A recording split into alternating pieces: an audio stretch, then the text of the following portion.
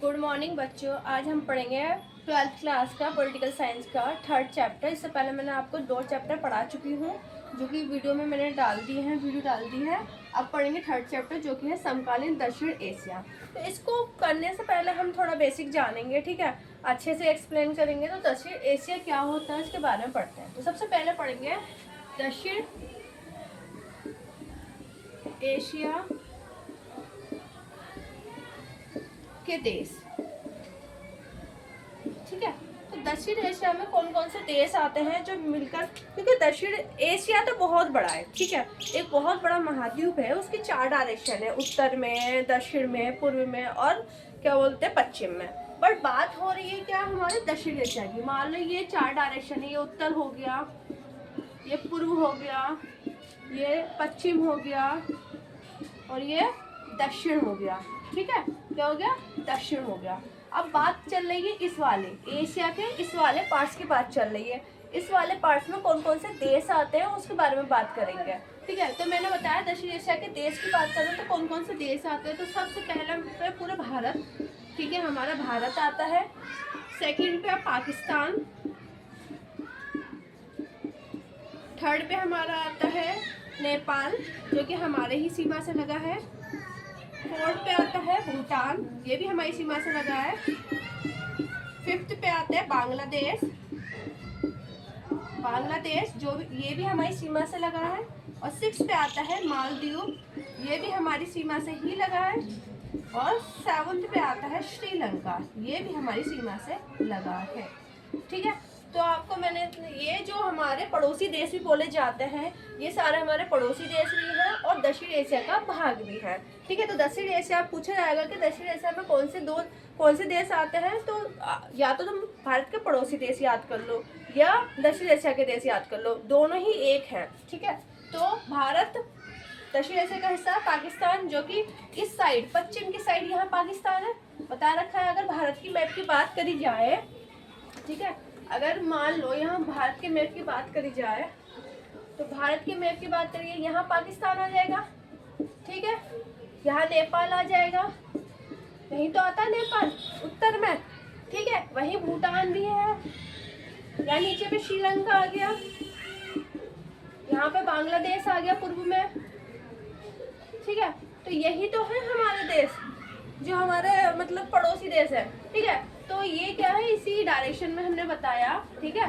तो हमने ये पढ़ लिया कि ये हमारे पड़ोसी देश। अब बात करें दक्षिण एशिया की विशेषता की बात करें, किसकी बात करें? विशेषता। क्या क्या विशेषता है दक्षिण एशिया की, ठीक है।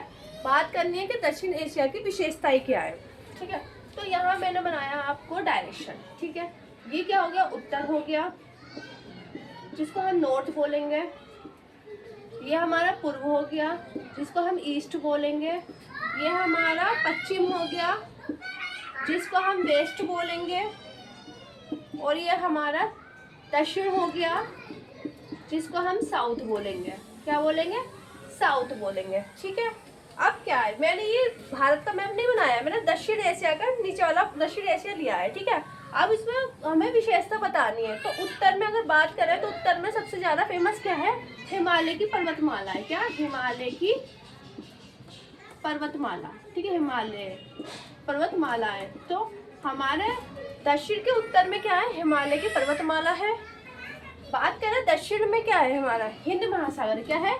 हिंद महासागर है। दक्षिण में क्या है? हिंद महासागर है, ठीक है। बात करें पूर्व में क्या है तो बंगाल की खाड़ी है। बंगाल से ही लगा लो कि पूर्व में क्या होगा? बंगाल की खाड़ी।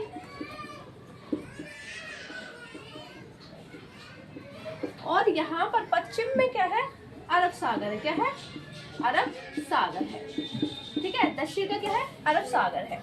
तो ये तो हो गई क्या? समकालीन दक्षिण एशिया की विशेषता, जिसमें उत्तर में हमारा हिमालय पर्वत है, दक्षिण में हमारा हिंद महासागर है, पूर्व में याद रखो बंगाल है, पूर्व में ही है बंगाल, और बांग्लादेश भी है।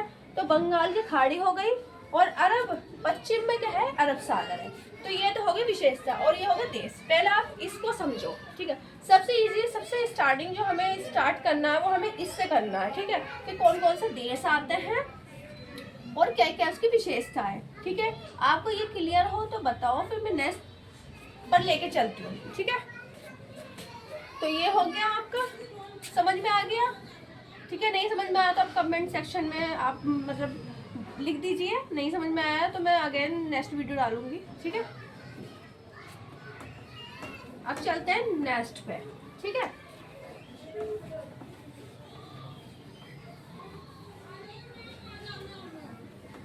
अब बात करें दक्षिण एशिया की मुख्य समस्या। अब तुम खुद सोचो समस्या क्या हो सकती है, कोई बताएगा?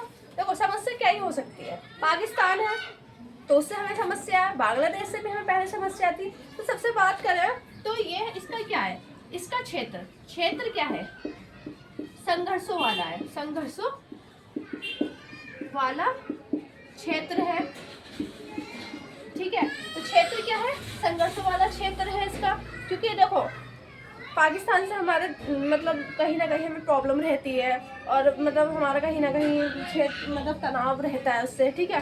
दूसरी बात करें तो सीमा विवाद, क्या है, सीमा विवाद।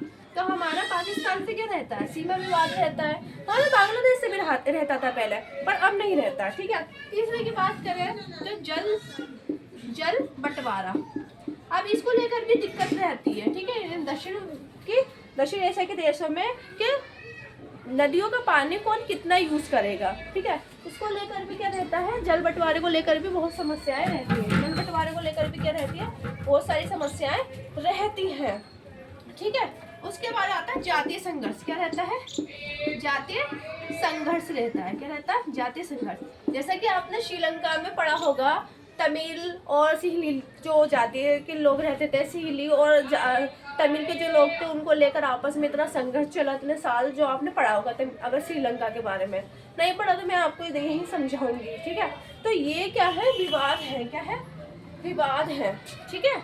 और क्या है इसका, अगर 5वां पॉइंट लिखे हैं, संवेदनशील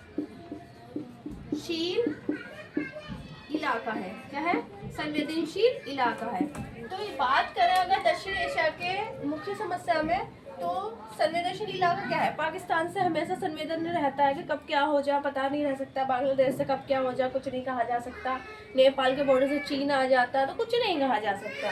तो ये दक्षिण एशिया की मुख्य समस्या है जो आज तक बनी रहती है, स्टार्टिंग से बनी है और बनी रहेंगी, इन फ्यूचर सुधर जाए तो बात अलग है ना। तो ये इसकी समस्या है, समझ में आ गया। फिर उसके बाद बात करें तो हम यहाँ पे मैं नेक्स्ट टॉपिक मेरा ये है कि इनकी राजनीतिक व्यवस्था कैसी है, क्या है, दक्षिण एशिया की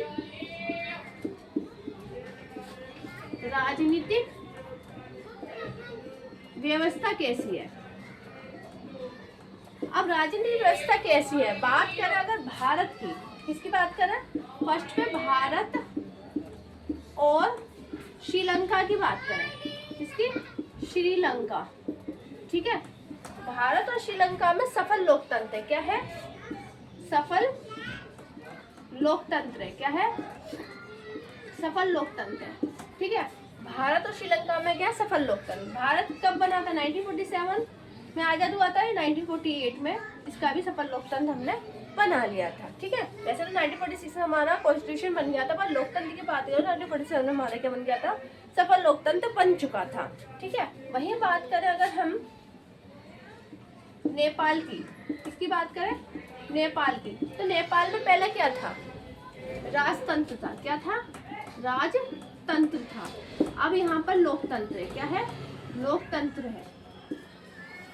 पहले यहाँ पर राजा का शासन था, नेपाल में किसका था, राजा का शासन था। अब लोग वहाँ की जनता चाहती थी कि एक क्या हो, भारत जैसा सफल लोकतंत्र हो हमारे देश में भी। तो इन्होंने काफ़ी संघर्ष किए, काफ़ी मतलब आंदोलन किए, और उसके फाइनली इनको क्या है, एक लोकतंत्र की प्राप्ति हो गई, राजतंत्र को हटा के इन्होंने लोकतंत्र बना लिया, ठीक है। श्रीलंका में हो गया हमारा। और फिर बात करें अगर हम पाकिस्तान की, बात किसकी करें, पाकिस्तान और बांग्लादेश, किसकी, बांग्लादेश, तो यहाँ पर अगर बात करें पाकिस्तान और बांग्लादेश सेम सिचुएशन है। यहाँ पे क्या रहता है, सैनिक शासन रहता है। क्या रहता है, सैनिक शासन, बट कभी कभी लोकतंत्र भी आ जाता है। यहाँ लोकतंत्र होना या ना होना एक बात है, यहाँ पे सैनिक शासन ज्यादा चलता है क्योंकि सेना ज्यादा पावरफुल रहती है। तो कभी सैनिक शासन आ जाता है, कभी लोकतंत्र आ जाता है। अब पूरी तरीके से नहीं कह सकते कि सफल लोकतंत्र है, क्योंकि सैनिक शासन कभी लोकतंत्र की सत्ता को गिराकर सैनिक शासन आ जाता है। ठीक है, अब बचा हमारा क्या, भूटान।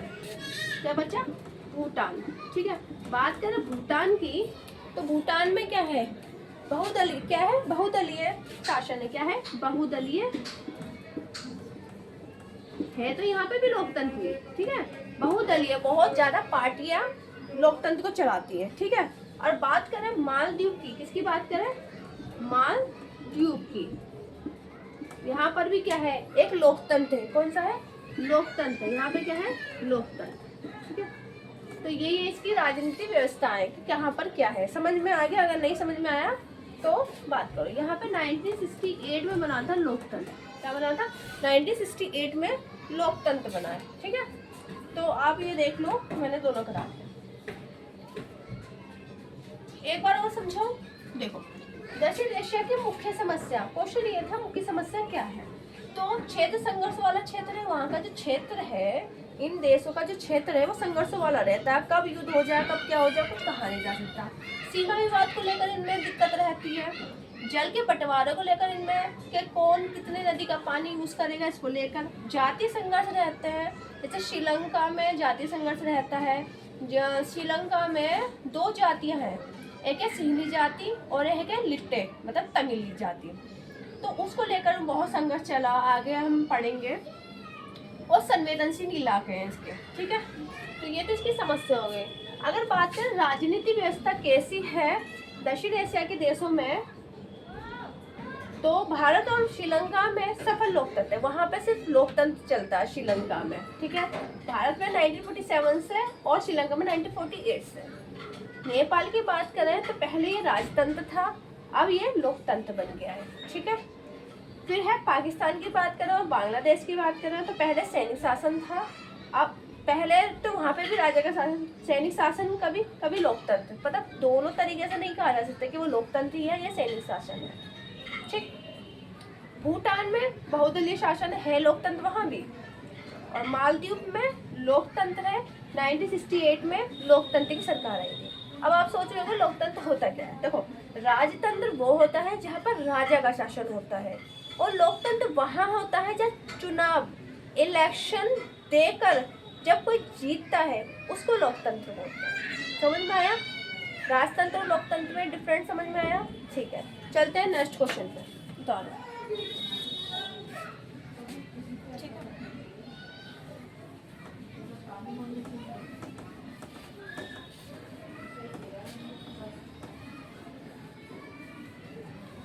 अब क्वेश्चन है नेक्स्ट क्वेश्चन। ये क्वेश्चन मोस्ट इम्पोर्टेंट क्वेश्चन है, जिस पे मैं स्टार लगा रही हूँ। ठीक है, ठीक है, क्या है, पाकिस्तान के लोकतंत्र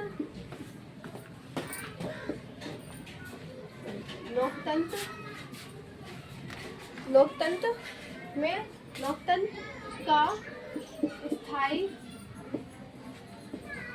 ना रहने के कारण।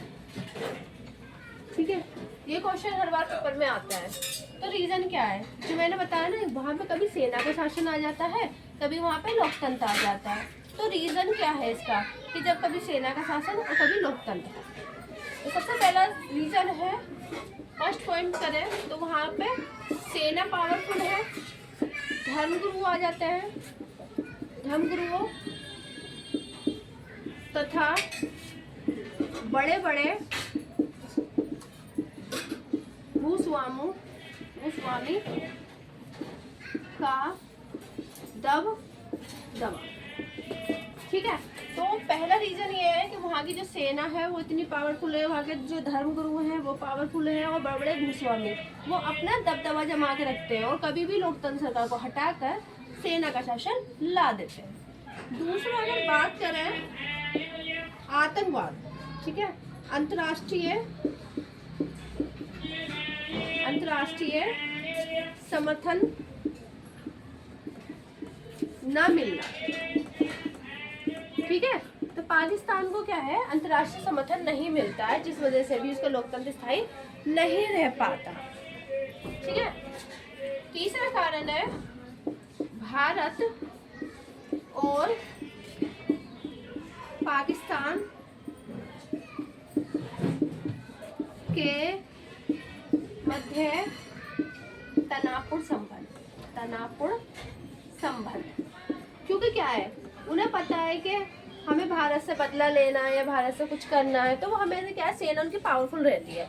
अब सेना इतनी पावरफुल रहती है कि वो लोकतंत्र को हटा देती है और खुद शासन कर लेती है, इस वजह से भी हो जाता है। तीसरा कारण है क्या है, अमेरिका क्या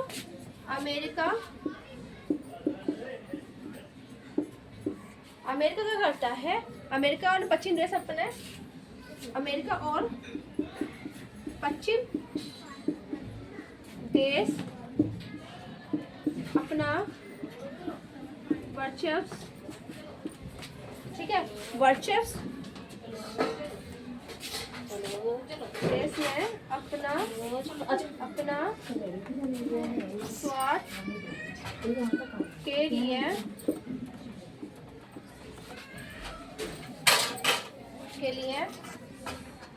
सैनिक शासन को बढ़ावा दिया, ठीक है, सैनिक शासन को बढ़ावा दिया। तो एक ये भी कारण है। और पांचवा कारण है आतंकवाद के कारण, ठीक है, आतंकवाद के कारण, ठीक है। तो ये इसके 5 पॉइंट है।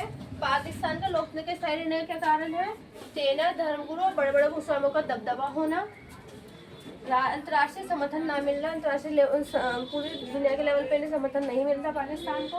भारत और पाकिस्तान के मध्य तनावपूर्ण संबंध बने रहते हैं, जिसके कारण क्या है, उसे सेना को बढ़ाना पड़ता है, ठीक है।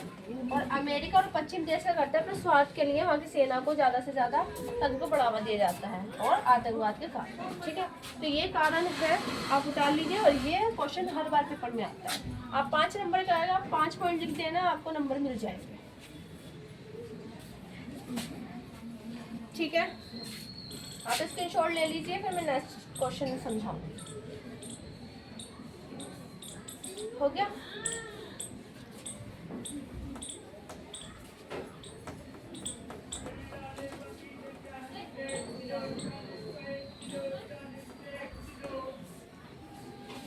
ठीक है। अब बात करेंगे, एक क्वेश्चन आता है, क्वेश्चन भारत, तो मिटाया ही नहीं मैंने। क्वेश्चन आता है भारत और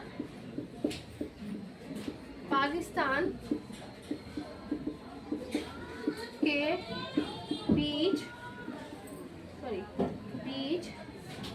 विवाद के मुद्दे,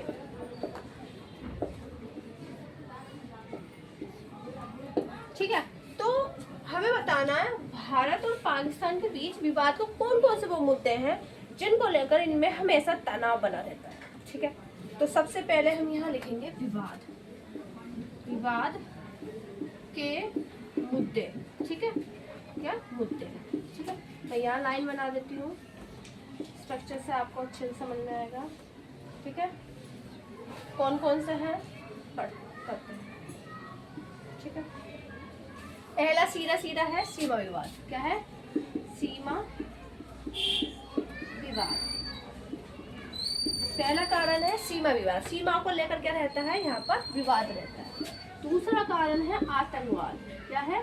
आतंकवाद। दूसरा कारण क्या है? आतंकवाद है। फिर है कश्मीर विवाद। क्या है? कश्मीर विवाद।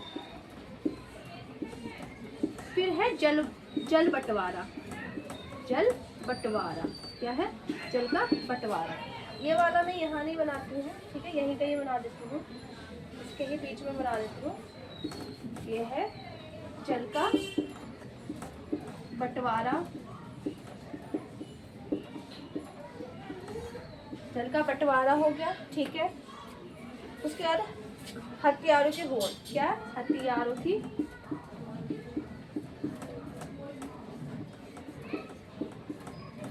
ठीक है। इसके कारण क्या रहता है? हमेशा विवाद बना रहता है। आई नो डायग्राम अच्छा नहीं बनाया, बट क्या करूँ, बन गया अब, क्योंकि ना ये ब्लैक बोर्ड थोड़ा छोटा है तो स्पेस कम रहता है, ठीक है। आप समझो नेक्स्ट अगर मेरे व्यूज़ मतलब बढ़ जाएंगे तो मैं बड़ा बोर्ड भी ले लूँगी, ठीक है। तो अब मैं फिर दोबारा ये क्वेश्चन समझा देती हूँ। भारत और पाकिस्तान के बीच विवाद के कौन कौन से मुद्दे हैं? तो पहला मुद्दा है सीमा को लेकर।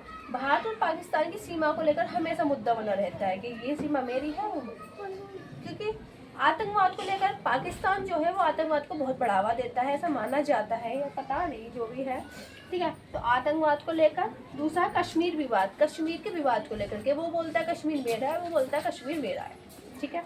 फिर है जल का बंटवारे को लेकर। सिंधु नदी जो है वो कश्मीर और सिंधु नदी जो है वो पाकिस्तान और भारत के बीच से बहती है। अब पाकिस्तान और भारत में ये रहता है कि कौन कितना परसेंट पानी यूज़ करेगा उसका, ठीक है। और हथियारों की होड़ को लेकर। हथियारों की होड़ को ये लेकर कि पाकिस्तान ज़्यादा से ज़्यादा हथियार रखने की वो करता है, फिर भारत को भी रखने पड़ेंगे, क्योंकि अगर जवाही मान लो युद्ध होता है तो हमें भी तो जवाब देना पड़ेगा ना। इस वजह से हथियारों की होड़ हमें भी बढ़ानी है और पाकिस्तान भी बनाने रखता है। इस वजह से भी क्या है, हमेशा मुद्दे बने रहते हैं इन दोनों के बीच, ठीक है।